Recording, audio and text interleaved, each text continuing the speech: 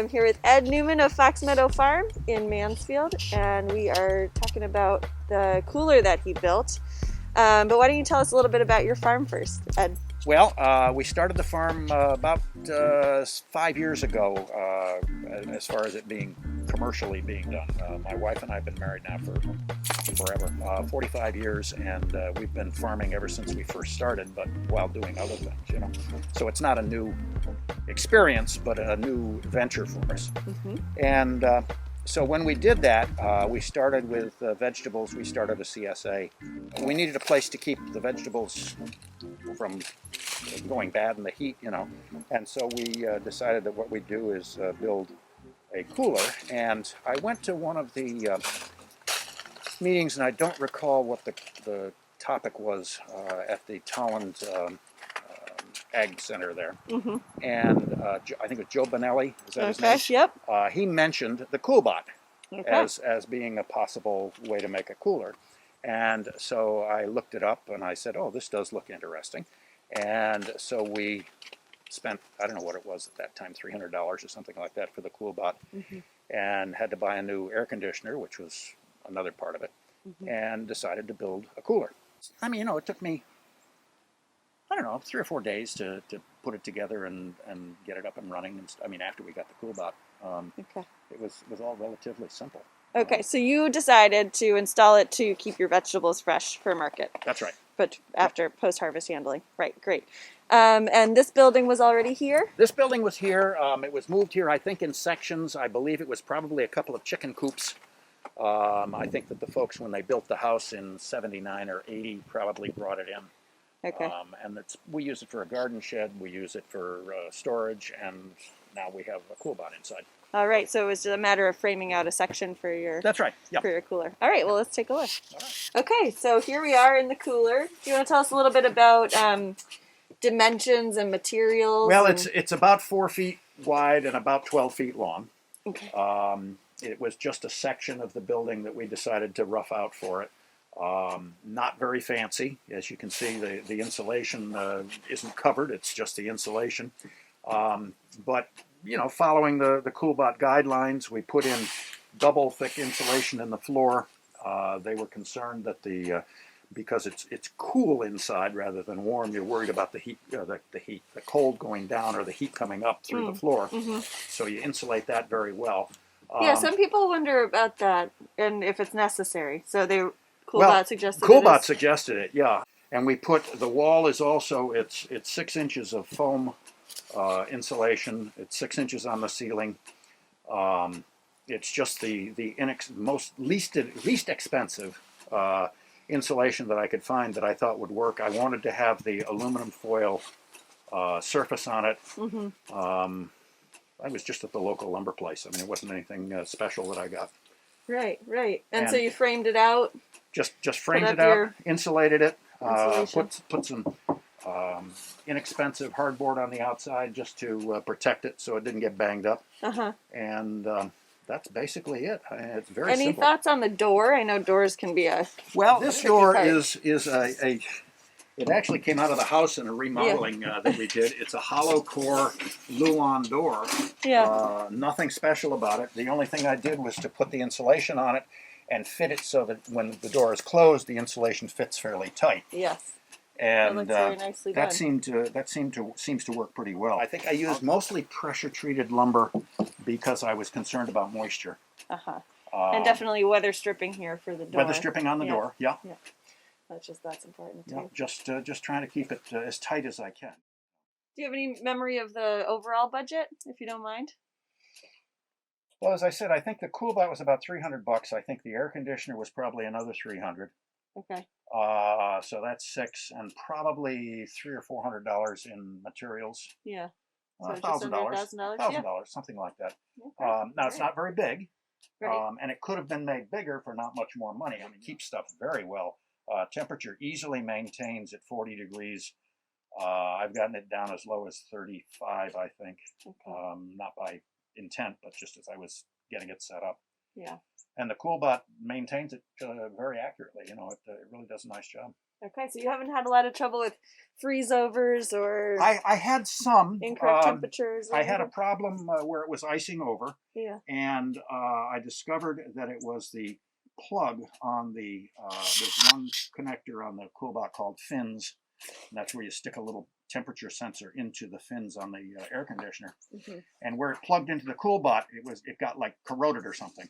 And so I plugged it in and out a couple of times, and it's worked fine ever since. Great. So it has not been a problem. The only thing I did have to do is after 2 years, I ended up having to replace the air conditioner.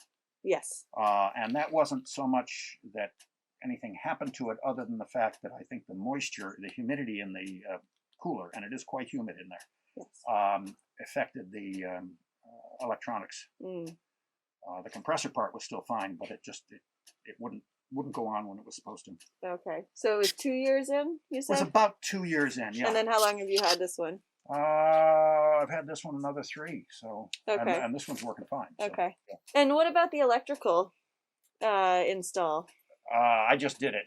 It's just 110. I put a ground fault interrupter on it because it's going to be damp in there, and I didn't want any possibility of anybody getting shocked or anything. Mm-hmm. And just has worked. It's a little 15 amp circuit. It's nothing very big. Because Works fine. maybe we can take a closer look, but it is kind of a DIY company, Coolbot, that farmers as DIYers are DIYing. And yeah, so you're the way that they connect to the fins on the cooler. It's pretty interesting. Yeah. So when you went to build your cooler, were there any glitches or things you were looking to avoid? No. Good. I'm sorry. Great. No. As I said before, there's 2 thicknesses of insulation in there, and I did things like overlap the seams, sort of like you do with a brick wall when you're putting bricks together. Mm-hmm. Trying to avoid air infiltration, trying to keep it as tight as I could. I was concerned that an air conditioner wouldn't be strong enough or powerful enough to do what it needed to do. But as it turned out, maybe I didn't even have to be as careful as I was because it easily keeps it cold, even on the hottest days.